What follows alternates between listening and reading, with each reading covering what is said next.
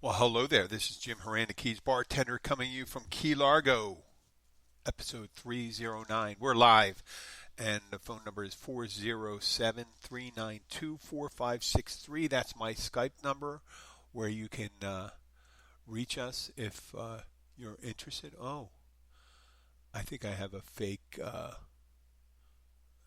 am I saying? Say hello, hello. Um, yeah, you can. For the longest time, I've been making these Skype calls and not being able to figure out um, what's the best way of getting a hold of people and have them call in, and that is to get a number. Obviously, with Skype, if you don't pick out a number or get assigned a number, they'll just give you a long code, and it's a pain in the ass to try to do that. But if you call on any phone to 407-392-4563, you could talk to us live.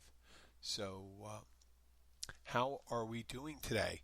In Key Largo, we are in the Florida Keys. We're in the middle of our lobster mini season, and dire predictions have not come about right now because a lot of people thought that the mini season, lobster mini season, and just a reminder to some of our listeners, lobster mini season is we have a spiny lobster in South Florida. And in the Florida Keys, it's considered a great place to go looking for them. What people do is in the daytime, they dive for them and coax them out with tickle sticks and things like that into nets. And you can, in the Florida Keys, you could get up to 6 per day per person. In the rest of the state of Florida, you can get 12. And it's the first bite at the apple for people, non-commercial people, to get to the spiny lobster. And that's pretty much it. Now, the great thing about the Keys is the water's so clear and so shallow that it's a great place to do it. Otherwise, in the rest of Florida, you have to contend with surf and some murky conditions near the shore.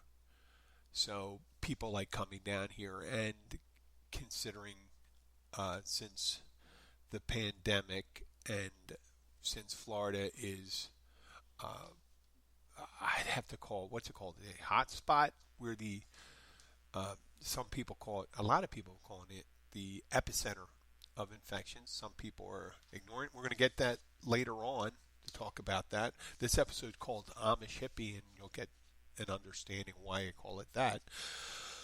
But back to mini season. It starts Tuesday. This was yesterday at midnight. And at nighttime, what you can do, you can't dive, you can't go into water. What you can do is use a long net it's called bully netting, and you just from your boat or from whatever, you're supposed to have, I think, a minimum of 300 feet from any improved structure and sea walls and things like that. You're allowed to get them from the bottom of canals and things, places like that, but you're not supposed to. I think 300 feet. I never really quite understand the rules for that, but if there's someone out there listening, it'd be nice to hear a little more about how they do that. I myself do not go into water for them. I'm not a big. I'm not really that interested in the Caribbean lobster. It's like a big shrimp to me, and it's good. It's good, but I'd rather have the cold water lobster, the ones that have claws. Spiny lobsters don't have claws. They look like cockroaches of the sea. That's pretty much it. And they have just tail, no claw meat, obviously because they don't have claws. And people are ape shit crazy about these things. They just love it. And so much so, there's people that come down and are willing to risk a very, very significant fine or even jail time to, skirt the laws and take undersized, over the limit, meaning more than 6. And you'll hear all stories of that. And it's a small group of people that do it, but the people that do it so much that it it's just one of those things where it's just like someone who's a rapist. They just don't rape one. They may, if they're, let's say, a serial rapist or serial murderer, they don't kill one. Obviously, it makes you serial. Serial part is a different one. They do it a lot, and they keep on doing it. The more they do it, they keep on doing it. So it's just like stealing and shoplifting. Shoplifters, it usually doesn't just one stick of gum. What they do is they do it all the time until they're caught. And the same thing goes for lobsters. And they call them lobster mobsters and all those things down here. And they say it's upwards of, I'm going to pick a number, I think 40,000. I'm going to be conservative. 40,000 people come down for it. It could be 60,000. Who knows right now with COVID-19? Supposedly our hotels and our rental properties are filled. There was a lot of traffic down here heading south, a lot of boats and things like that. And in order to mitigate a lot of these things going on in the Keys and the propagation of COVID-19, the county commissioners attempted to do some might call it half-hearted methods, and that would be closing the public ramps in the upper Keys. So it would discourage day trippers coming down, popping in, running around. It's very dangerous on the water during lobster season because people are zipping around at different spots. They go down, they look around. If they don't see something, they jump back in their boat, and they'll go to another spot. And when you're diving in when someone's in the water, you're supposed to have a dive flag, and that's to alert other boaters in the area that there's people in the water, so as not to just come cruising real quick. You not run over somebody, hit them with your the hull of your boat, or even worse, what's worse than getting hit by 30 knots or 40 knots of boat coming by, but the prop too. So there's all those sorts of things. So it's very dangerous this time of year. A lot of people that aren't physically fit get in the water, and sometimes they overtax their system. They get extend themselves, and we always lose someone. But that could be just a function of the thousands of people that are down here, and that was going to happen to that person some way or another eventually, and it just happened to happen to them during lobster season. So we're attempting to handle that, and it's not, I gave dire warnings. The warnings, what's really going to happen is what's going to happen.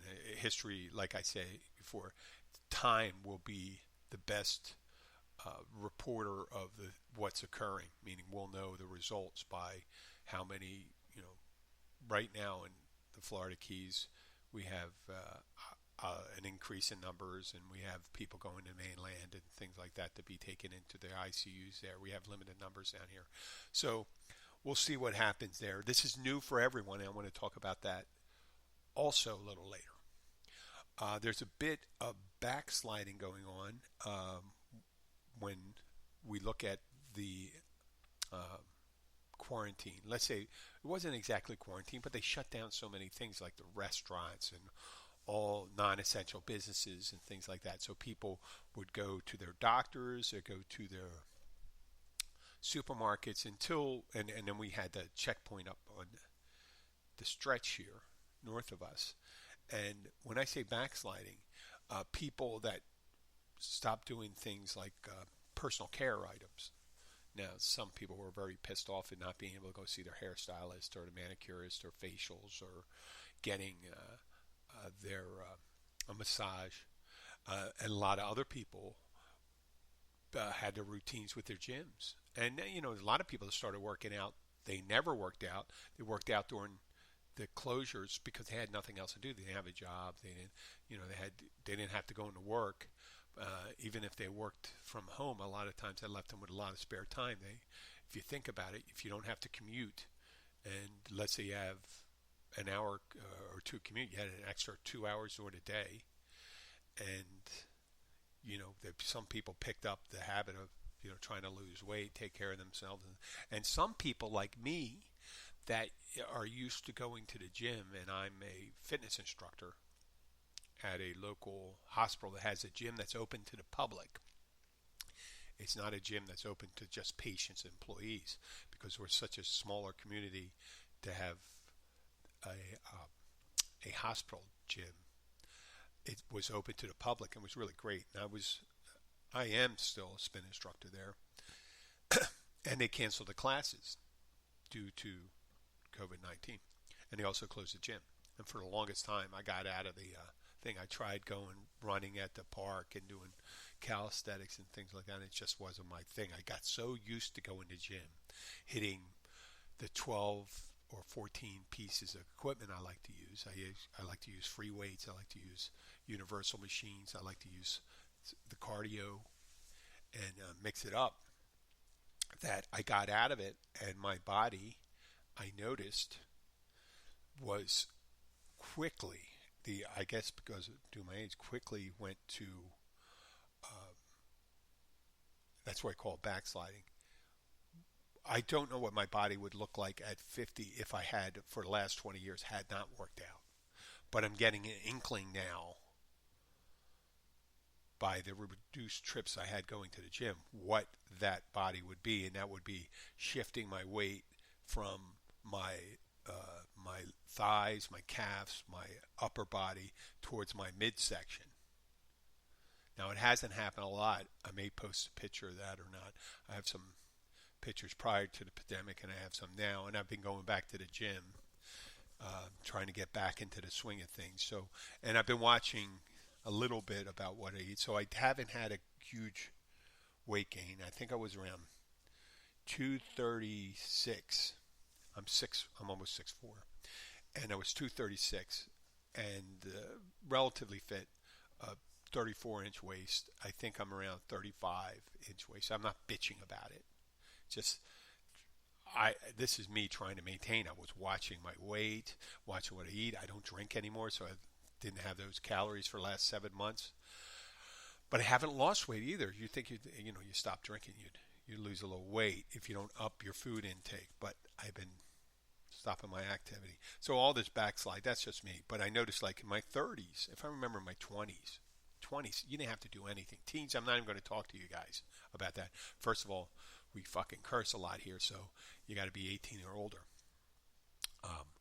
But if in your teens, if you didn't have a exactly sedentary lifestyle, if you're out there doing things and all sorts of stuff and have a normal metabolism, you usually have your weight is pretty good. And then you have your 20s. You usually get a break in your 20s too. I mean, I was thin, super thin in my 20s. And in 30s, I started to think I had to maintain.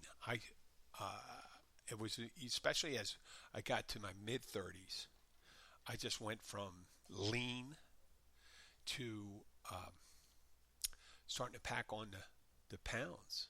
And it was one of these things where you pack it all around you.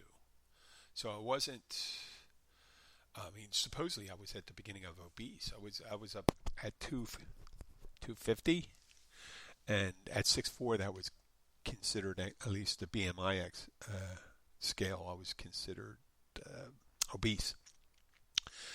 And I started doing some working out then. That was a time in my 30s. That's when I quit smoking, and I started doing a lot of hiking and calisthenics and stuff like that. In my 40s, that's when I really started feeling it, and I wanted to maintain what I had in my 30s, so I joined a gym. And the funny thing about that, I wasn't a gym rat. I had gym memberships for years. For years I had gym memberships. Now, having a gym membership is not the same thing as going to a gym. Let me repeat that. Having a gym membership does not mean you go to gym. It's like, yeah, I have a gym membership. I belong to a gym. That doesn't mean you go to a gym, and that doesn't mean when you go to the gym that you work out. I've seen people go to the gym. They spend an hour there. They hit some free weights, hit some this. They maybe total workout, maybe 10 minutes, 10, 15 minutes. No judgment there. But that is a big investment to make, money-wise nowadays. It's not like Holiday Fitness. If you go to one of these LA Fitness or the purple one, and I can't recall it right now, but the No Frills gym, that's $10 a month or $15 a month. That's a great deal. And if you end up buying a membership there and not going, you're only throwing throwing away 120 to 180 a year away, and it makes you feel good that you have a membership. But if you're actually going to get anything out of it, you got to really kind of work out for, think about your baseline, 30 minutes, doing something for 30 minutes. So I'm in my 40s. I was in my 40s when I started going to the gym and started going regularly, especially down here when I moved down to. If you're an avid listener, you know in 2007 I moved down here after a change in my marital status from married to separated and eventually divorced. I started working out seriously in order to put my best foot forward in finding, female companionship. So I started working out a lot, and it also filled my time too. So I was in from the time I was 44 to 48. I was working out at the gym 10 hours a week. Yes, 10 hours, and not a lot of waste of time, not a lot of talking. People at the gym always said, you're not very sociable at the gym. Well, I was. If I couldn't work, if I was doing some cardio or talk, I'd be happy to do it. But when I was lifting or something like that, I wouldn't do it. And I'm not a bodybuilder. I wasn't trying to get bigger. I wasn't attempting. I was just trying to keep my body as fit as possible and presentable. That was my thing. I wanted to be lean, strong looking, and feel good. And it worked. It worked. I met Abby. I met her at the gym while she was working out. It's also find out someone that cares enough just to take care of themselves. There was no purpose other than, I'm pointing at my body right now. It's just keeping this thing as in good a shape as you can. Lean as I can around there, try to fit. I think at my best I was back in 32-inch waist. I think now I'm 34. So it's always been pushing. At my worst, I got up to 36. And that's your 40s. And I really didn't see. I never pulled back in my 40s that much where I haven't gone to the gym to see what my body would look like. Now my 50s, this is the time, and this is when within weeks of not going to the gym, just doing my spin class and not doing anything else, and my job as a bartender, obviously the Keys bartender, I'm on my feet all day. So I maintained my legs, and I was just doing my spin classes, about three classes a week, teaching as an instructor, without anything else. That 3 classes a week, no, it was not doing it. I was trying to maintain the kind of same eating habits I did. I do a lot of carbs, a lot of protein, and that just didn't do it. In the 50s, it would just go crazy. I have to start thinking salad, vegetables, fruit, and start thinking smaller portions of pasta, and a little more, cardio. And you have to mix the things. Like I didn't have to do cardio when I was in my 20s. I was cardio lean. I could drink a case of beer and still fit in to a 30 to 31 inch waist. But that's not the case. So I'm sure there's a lot of people out there. They make jokes about it. They're going to be calling it the COVID-19. They could call it the COVID-19, meaning the COVID-19, meaning you're going to put 19 pounds on. But falling out of habits like that during that, and people backslid a lot. Let's just think. We spoke about in social settings, like you didn't get a chance to even go on a date. You're not allowed to mingle with your friends, so you started becoming a hermit. These Zoom meetings don't really meet. I mean, when I was in my 20s and my 30s, I hate to say this, but if you're looking for a long-term mate, meeting them at a bar is not necessarily the optimum place to do it, but it was back then in the 20s and 30s was the place. If you wanted to make frequent connections, that the bars and nightclubs were the places to go. Where you're out drinking, lower your inhibitions. Most likely, time you're going to meet somebody, what the fuck? But nowadays, You have Tinder dates and things like that going on. The Match.com. Some of those things are finding mates for long term. And then there's the other ones. I guess that's Tinder is for a good time, which I'm not going to begrudge anybody that. But it's, if you think about it, especially technology wise, just little thought experiment. When people are out at the bar and restaurant when they're drinking, you have to see them. You get to see them visually, the whole package. They're drinking, so they're not on their most vigilant of protecting the way they appear to other people, the way they behave, and the way they interact, and the way they interact with their friends. I got to see all that right there. Now, I didn't get the answer on the bullshit questions that they have on the internet for setting up matches for people. Now, yeah, they say they're friendly. They say they're agreeable. They're saying they're out for a good time. A controlling person, a narcissistic person, a person that's egotistical will not put that, or should not put that. I mean, it'd be nice if they did put it in there in the dates. It'd be nice if they gave you like a 250 question test where you'd have to answer in a certain amount of time, and they'd trip you up and they could find out if you're a sociopath or borderline psychopath or a narcissist or a gaslighter or a stalker. They could find all these things, especially with the technology to have write the questions. They can find out someone has a propensity for it and weed them out, but they don't. What they do is they have questions that make them the questions on the questionnaire for these dating services are to give a description of how they are so they can meet other people. And if people are going to rank themselves and they're going to show themselves, they're going to put a picture on that's probably most flattering to them. If you see on social media, I don't use any. I mean, obviously, I'm not suggesting I'm a best, but I don't use any filters. But nowadays, a filter is generally almost all people use, and whatever you do, they're going to use a younger picture of themselves, the best picture that they had in the last year, or for when they say younger, they could be like 10 years ago, or it may not even be them. Who knows?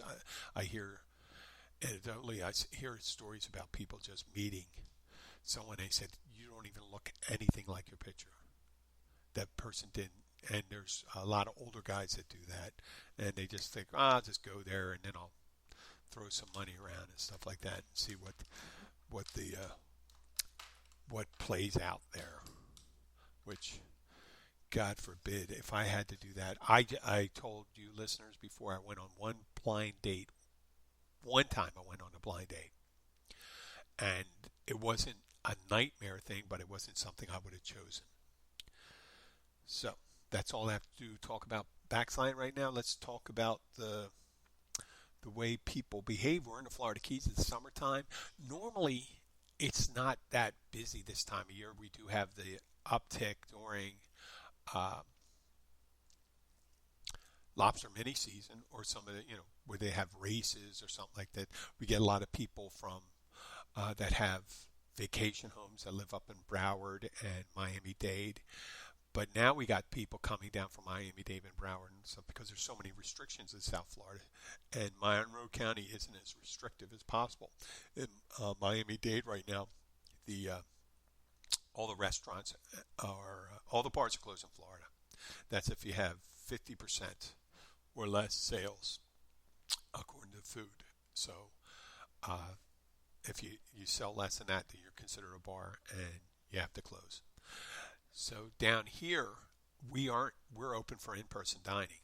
And I think and there's a possibility they could be dining, you could dine outside up in Miami-Dade. I'm not exactly sure. But I don't go up to Miami in order to do that. So, and I understand people want to go out, they need to go out to a restaurant. What happens though, this time of year, we got so many restrictions from Miami-Dade. Everyone that wants to go someplace that's on the water and stuff like that, this is the place to go with our restaurants being over. And it appears that people, you know, at least in the Florida case, we started having this level of visitors here has really helped people financially, but it also caused consternation around people that think that automatically, because there's a lot of people down here, that they're going to get exposed. Now, this is what I would do. I agree that we're not doing enough in Florida.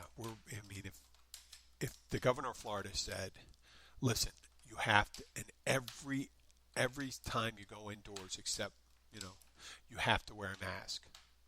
You have to socially distance. This is what you have to do.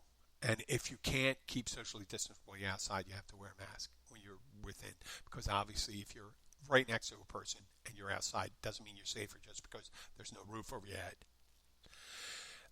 My idea would be, yeah, that would probably reduce the spread and relax. But that's not being done.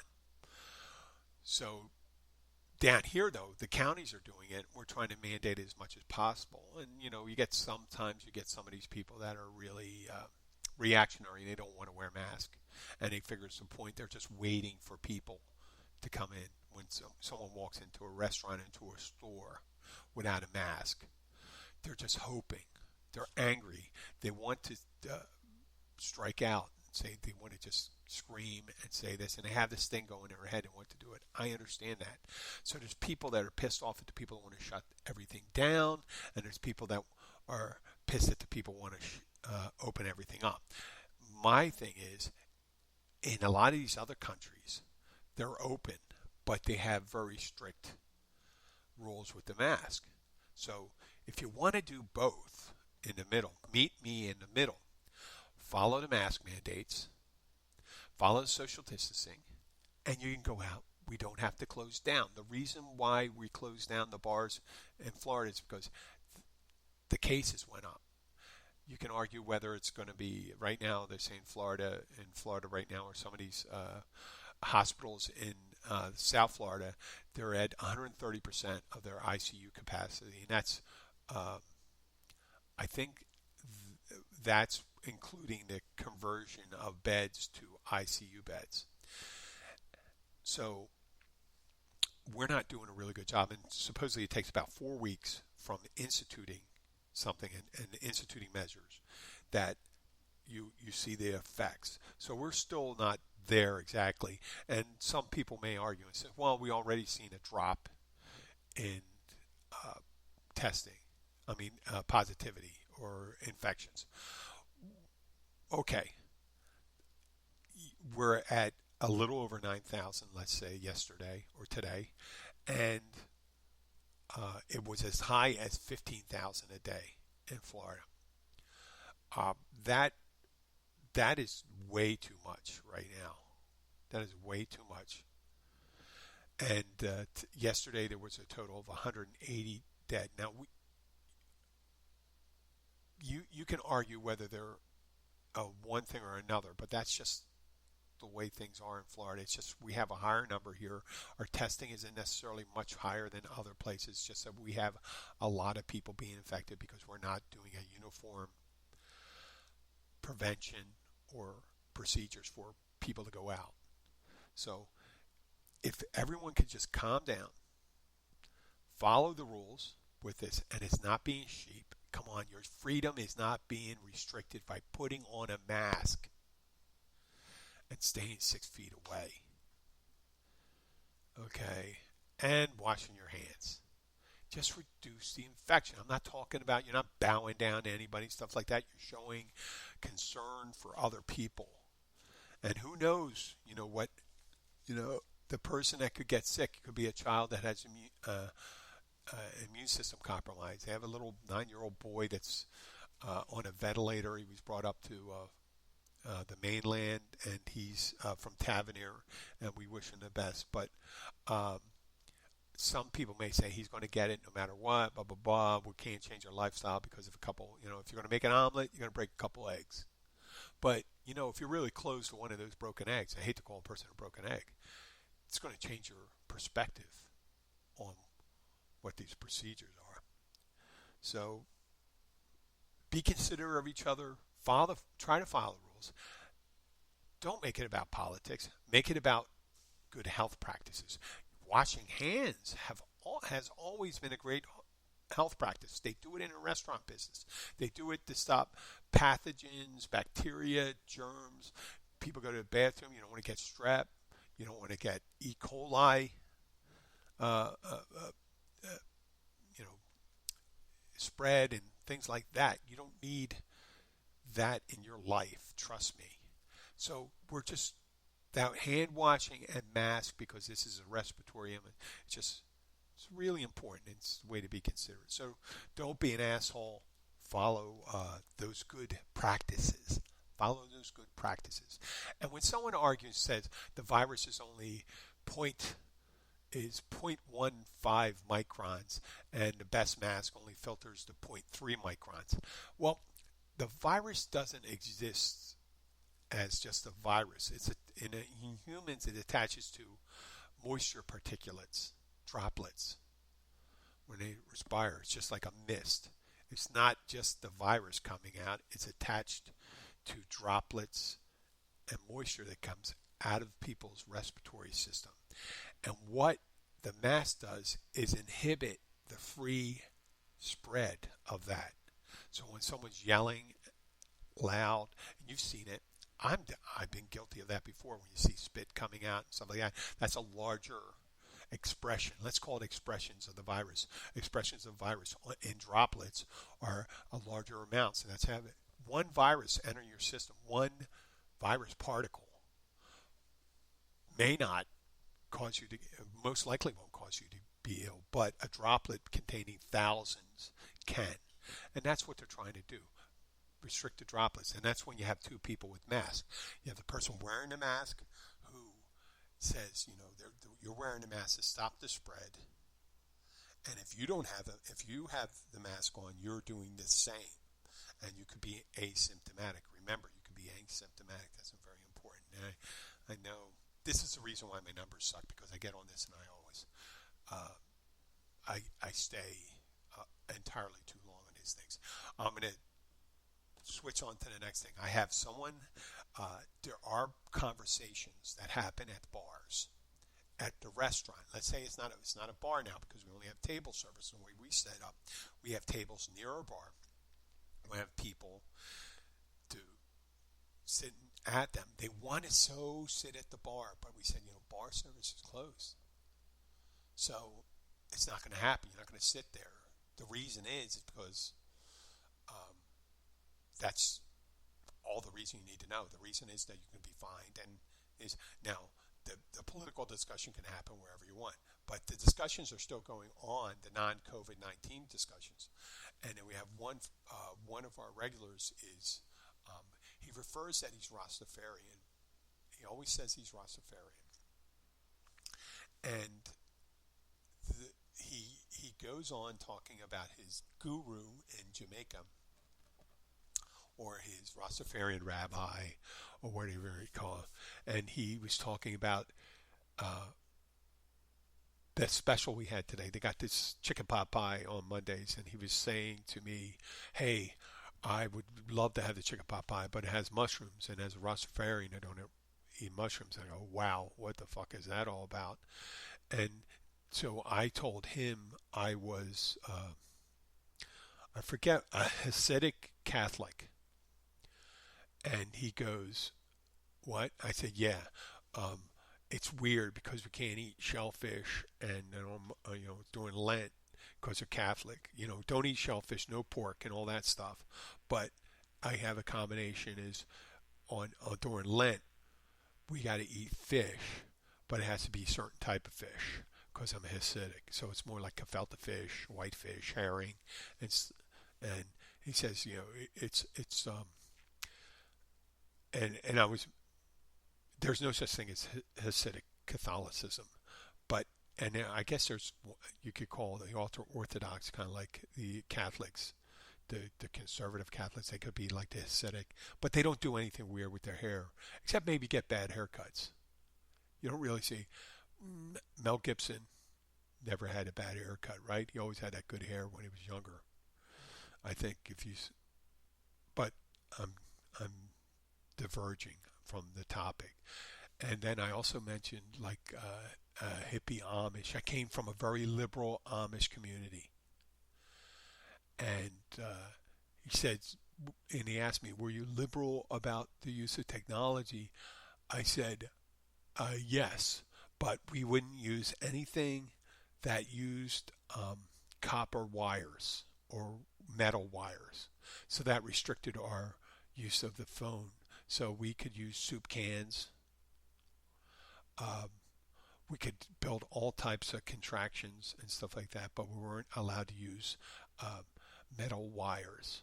And he's looking at me. He said, "Yeah," and but we were into plural marriage and a lot of drug psychedelic uses, but it would have to be natural psychedelics, things that could be derived from grown in animal dung.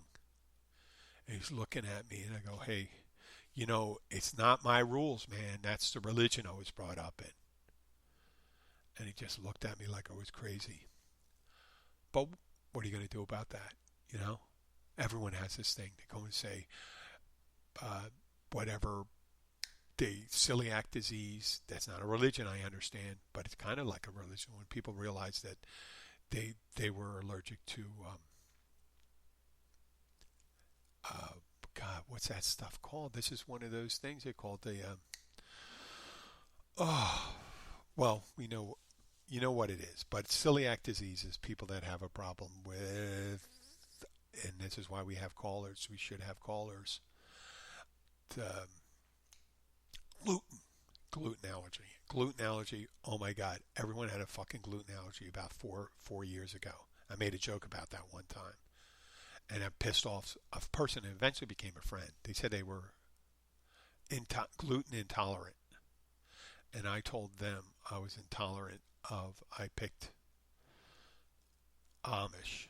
I don't know why I have this thing with Amish. Probably Philadelphia, and I think my grandmother's from she's Pennsylvania Dutch, but she wasn't raised Amish, so I figure I could have said that. But with these people, it's like the thing of the day. Religion is eternal, meaning when someone's in that religion, that's the rules they're going to follow. These gluten intolerances, stuff like that, people do that from year to year. I'm gluten intolerant. I have a problem with sugar in my system. I can only do this. I can only do that. I can't drink. When I'm drinking, I can't drink this kind of whiskey because it gets me ill and things like that. Or maybe it's the whiskey that gets you ill, not the type of whiskey that gets you ill.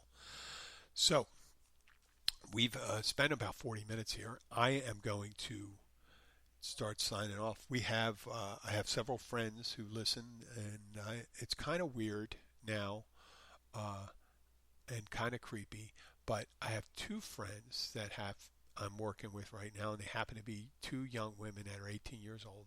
One's the owner's daughter, Molly, and the other one's Elizabeth, and they were supposed to be starting their first year in college.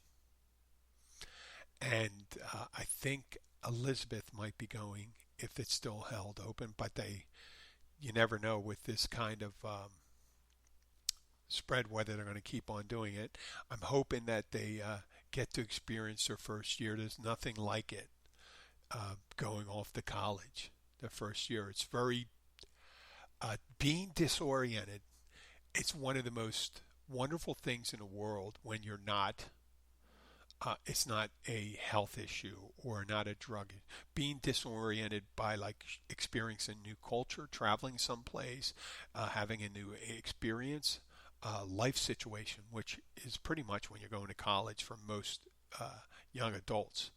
It is disorienting. You're going in there, you're going from high to medium, medium to high on average parental control to none. Now, I imagine the people, and this is on average, the people that had loose control of their children, meaning let them do a lot of things on their own, those young adults probably have the least disoriented because they were used to getting up, making their food, doing those things. But the people that have the tightest control, they're the ones that go total ape shit. I mean, I I guess when I went off to college, I I didn't have a lot of experience with the food and preparing my meals, not a ton of it. So I was doing cans of Hormel chili and corned beef hash when I wasn't in the college cafeteria. I was on the meal plan there. And if you're an 18, 19-year-old boy, you normally don't have, if you're a thin guy who eats a lot of food, or girl, you normally don't have a problem with the quality of food. You're just going to eat whatever they give you, you know. And they don't make it too tricky. The food, they won't make it. You don't get anything with, let's say, anything super spicy, anything super exotic. They try to do middle of the road in college, and you got to figure out how to do your laundry. And the laundry thing, you start seeing the clothing. You see guys walking around with pink shirts. A lot of times they didn't have pink shirts. They just had a red piece of clothing they threw in with their clothes. And they just didn't realize that colors go with colors and darks go with darks and whites go with whites. You know, it may be, if you're really smart, you try to get, just, you see these people and say all you do is wear black and white clothing. Maybe that's all they want to wash. They want to watch darks and they want to watch whites. That's it. But the thing with kids, when you go there, you show up. No one tells you when to go to bed. No one tells you when to eat. No one tells you to go to school. To get up and go to class, you got to get up when the alarm goes off and go, and that's tricky for some kids because if you don't have anybody. There's my daughter's finally getting up. It's 10 after 11. Yeah.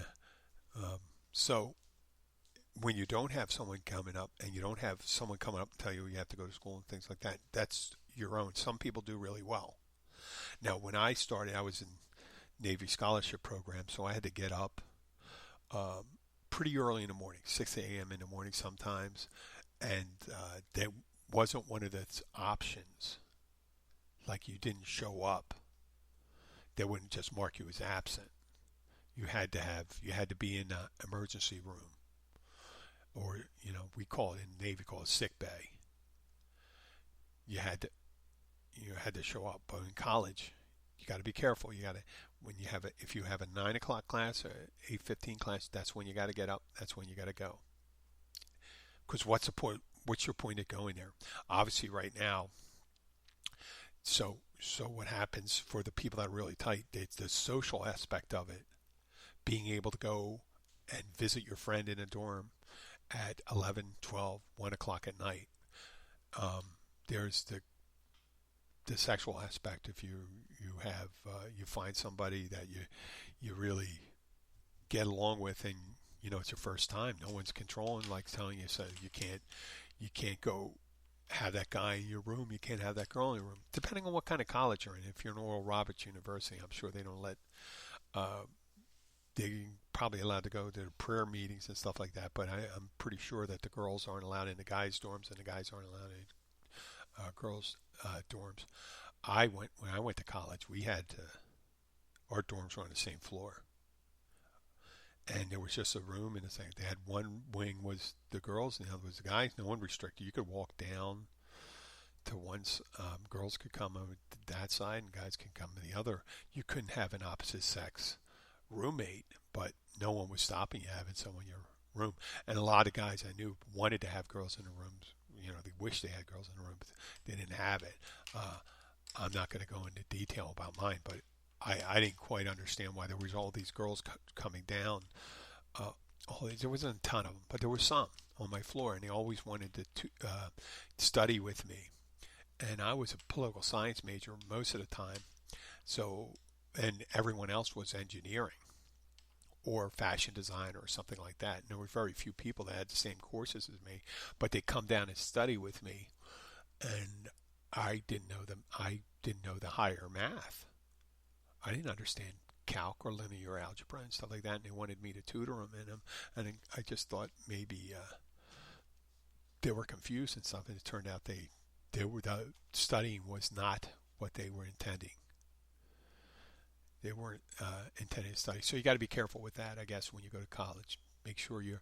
I told the girls, Elizabeth and Molly, make sure when you go out you have a friend. Just like Napoleon Dynamite learned at the self-defense school. There's no more flying solo now. You're going to have a wingman. Okay? I mean, you should do that, especially when you're in a new environment. You should have someone looking over your shoulder, someone you could trust. And you have to be able to have an agreement. You have to say, hey, listen, you're not going to, no matter what I say, if I'm not in the condition, I look kind of messed up, you're going to take me. Okay? And I know what happens. Some people are militant when they're drinking or under the influence.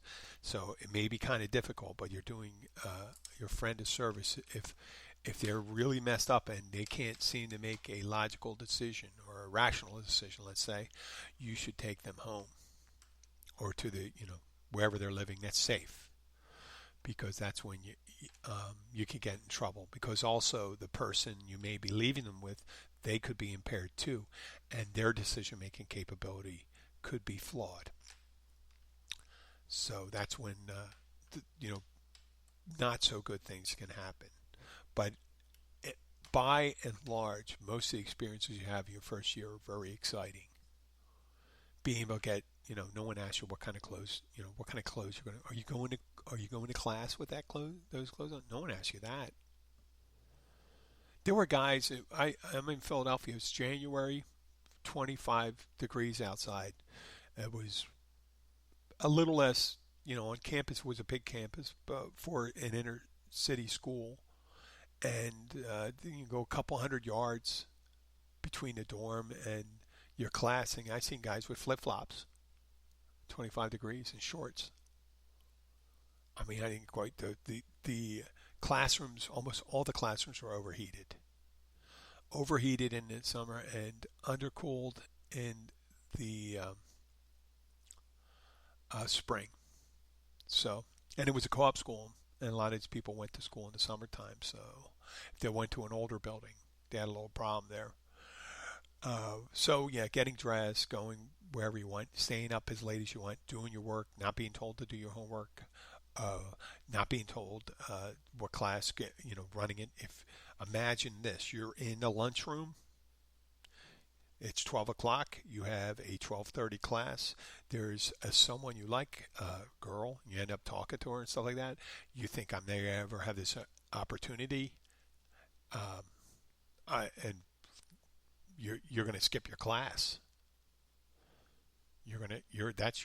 That's your choice, to skip the class. You got to remember. But if you choose to go to the class, then you'll have more opportunities to meet more people.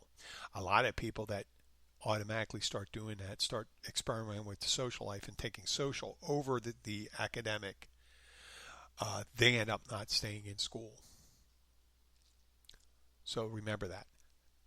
Choose your academic, make your wise choice. Remember, you're making a big investment. You may have a lot of loans to pay off.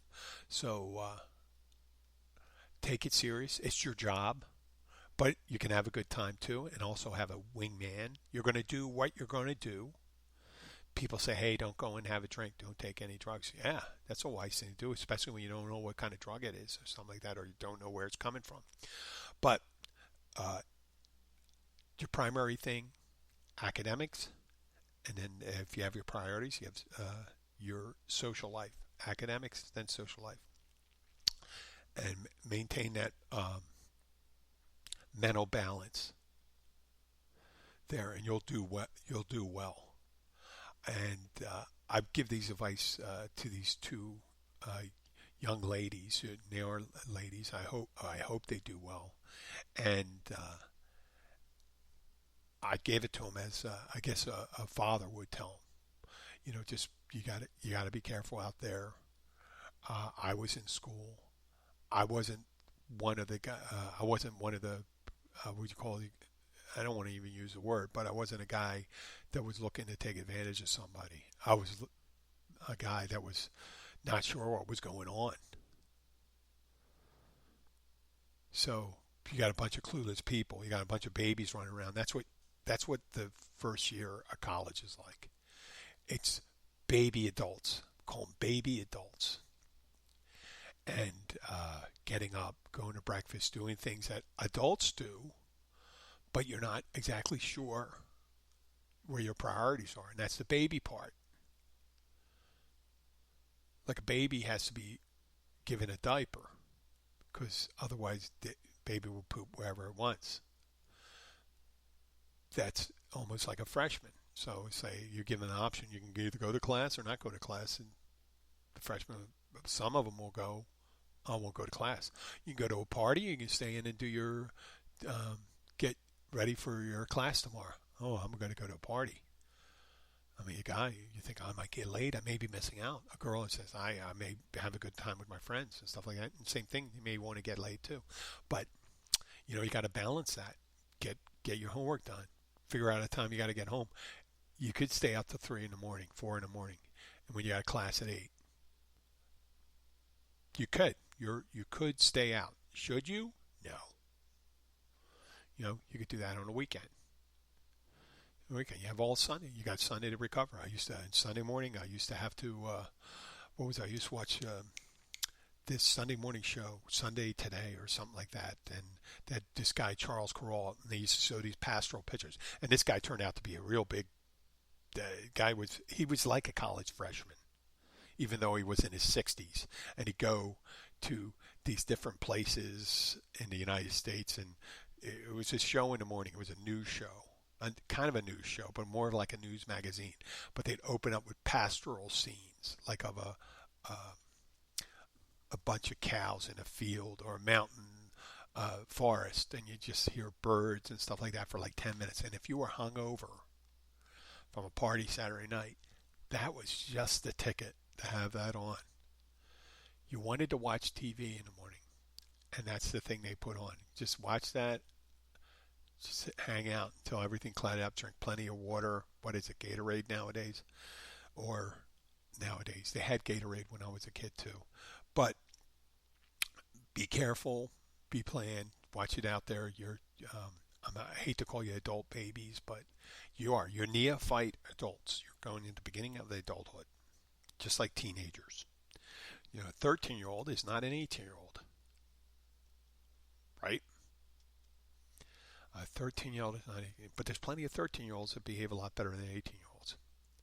And there's plenty of college freshmen that behave better than people, professors and stuff in their 40s and 50s.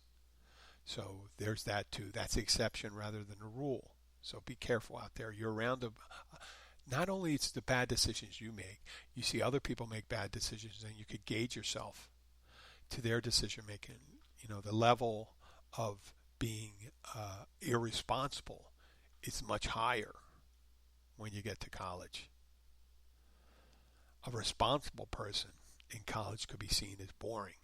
You have to find the right balance. You don't want to miss out on the whole thing, but then again, you don't want to wash out either. I spent a lot of time doing that. It's the end of July. College is starting for some people. Some colleges aren't going to be open in person. I'm sorry for that. But I have a feeling eventually you will get the opportunity to experience in person. Maybe a little delayed, but you'll get it. Maybe it'll be a good thing.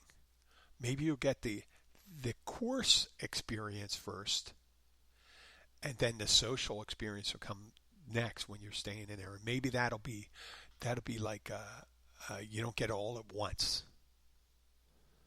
And it's just a stimuli overload. And you won't be doing whatever the upside down beer shot is. I never saw that when I was in college. We didn't do that.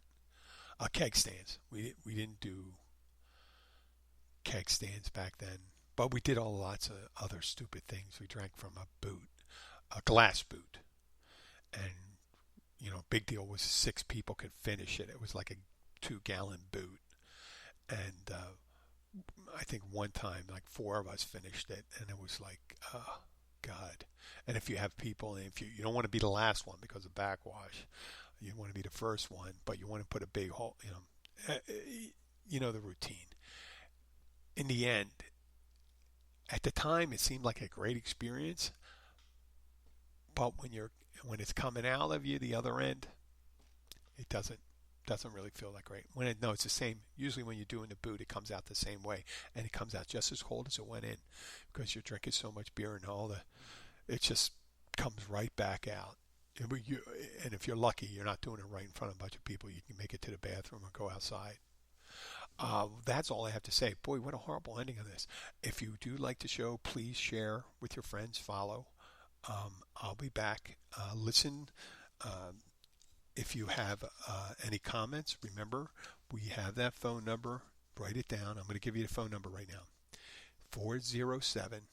407-392-4563. I'll leave the phone number in the description of the show if you don't get it. So next time if you go live, and I realize I go live whenever I want, so you may not be ready for it, but I will eventually probably try to get on a regular, when things start lightening up here, I'll start getting on a regular basis, maybe do it on a Tuesday or Thursday, not too late. And maybe, I can probably I think I have a hankering. I might have a college following there. I don't know. But thank you for listening. This is Jim the Keys bartender. I'll be back.